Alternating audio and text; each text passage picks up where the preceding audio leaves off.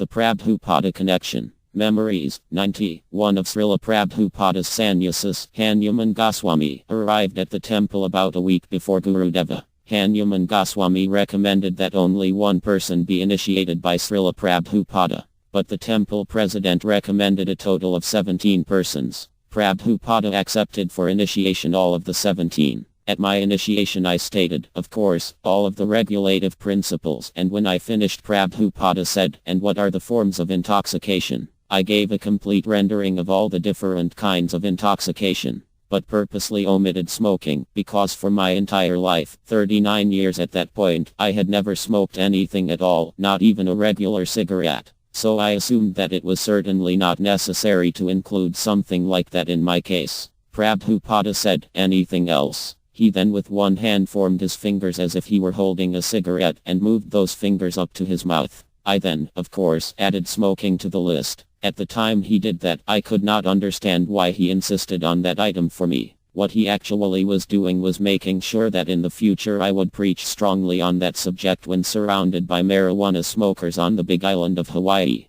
For our initiations, we did not have dadas, kurtas, or neck beads. We went to a textile factory in Mexico City and purchased a bolt of orange polyester fabric from which we fashioned some homemade dadas and brahmachari tops. But neck beads were lacking for the initiations. When the initiations were completed, Srila Prabhupada said to the temple president Chitsukananda, without neck beads it is not a ceremony. Zocalo. In the Karnavaka Zocalo, Prabhupada sat on the Vyasasana that we transported from the Mexico City temple. He spoke to visitors who sat in bleacher seats set up in the Zocalo. After our initiations, each of us went out into the streets of Mexico and begged Guru Daksina from the local population. 17 devotees begging in the city produced a medium-sized basketful of Mexican money, consisting of a hodgepodge of big heavy coins, small coins, and currency. Almost all Mexican coins at that time were big and thick. Srila Prabhupada was leaving the next day.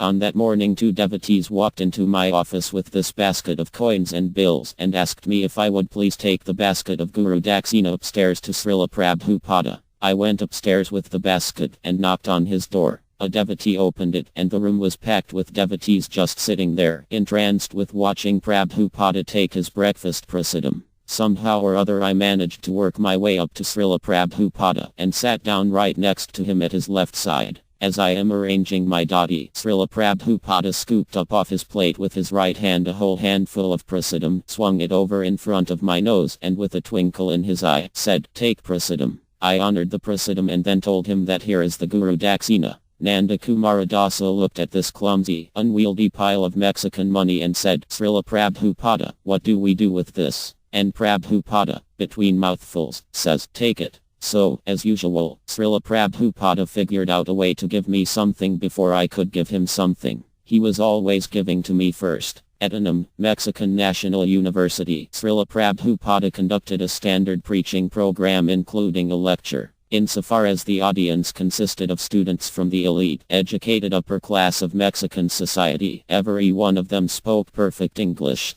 Prabhupada's lecture was basic Bhagavad Gita, changing bodies, transmigration, etc. During the lecture, a student interrupted him and said, Student, I don't see what's wrong with being a bird. Prabhupada, you think it's alright to be a bird. Student, I don't see anything wrong with that. Prabhupada, you wouldn't care if you became a bird. Student, yes, that would be alright. Prabhupada, you really don't mind being a bird. Student, I wouldn't mind being a bird. At that point, a.C. Bhaktivedanta Swami Srila Prabhupada swiftly extended his right arm and pointing his arm and index finger straight at the student, said in a very firm and strong voice, all right then, be a bird. And instantly he began leading the Hare Krishna mantra, shifting the program back to Kirtan. No more philosophy for the so-called educated students. As you will recall, Lord Chaitanya himself also had trouble with the student class of society. And Tantakarya Dasa,